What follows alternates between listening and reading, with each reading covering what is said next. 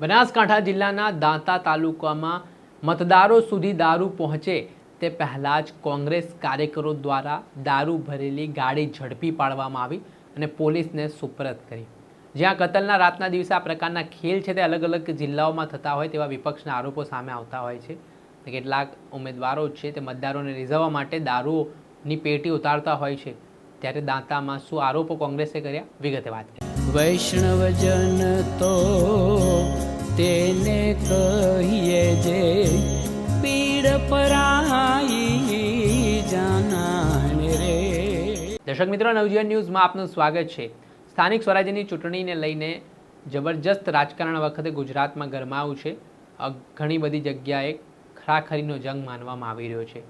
ત્યારે નેતાઓએ પ્રચાર પ્રસાર તો કર્યા, વચનો જનતાને આપ્યા, પરંતુ છેલ્લી રાત કહેવાય કતલની રાત ને આ દિવસોમાં ખેલ પડતા હોય છે।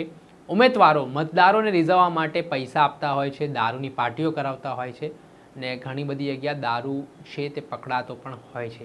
આમ દારૂ પકડાય છે તે આચારસંહિતાનો ભંગ છે, છતાં કેટલાક લોકો છે તે તમામ નિયમો ઇલેક્શન કમિશનના ઘોડીને પી પણ જાય છે।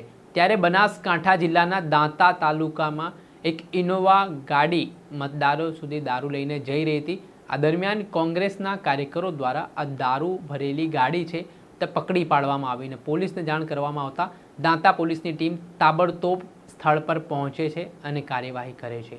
આ મામલે કોંગ્રેસના કાર્યકરોના આરોપ છે કે ભાજપના નેતાઓ દ્વારા આ દારૂ મંગાવવામાં આવ્યો છે અને છેલ્લા દિવસે મતદારોને દારૂ પીવડાવવાનો પ્લાનિંગ હતો, પરંતુ તે પહેલાં જ કોંગ્રેસના કાર્યકરો દ્વારા રેડ પાડવામાં આવે છે ને આ ઇનોવા ગાડી છે તેને ઝડપી લેવામાં આવે છે ને આ મામલે હવે દાંતા પોલીસ સ્ટેશન સમક્ષ આખો મામલો પહોંચ્યો છે ને પોલીસ હવે એ દિશામાં તપાસ હાથ ધરી છે કે કોના દ્વારા દારૂ મંગાવવામાં આવ્યો હતો, કોણે ક્યારે મંગાવ્યો હતો, કેટલો મંગાવ્યો હતો, તેને લઈને પણ પોલીસ તપાસ કરી રહી છે।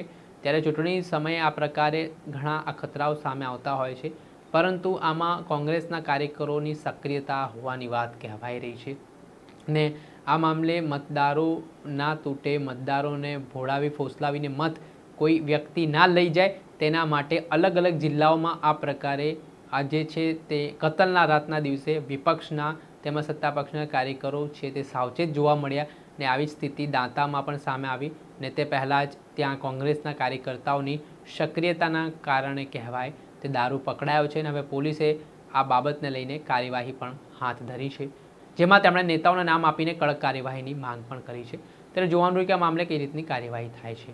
દર્શક મિત્રો, આવા જ નવા વિડીયો સાથે આપણે માહિતગાર કરતા રહીશું, એટલે નવજીવન ન્યૂઝ જોતા રહો।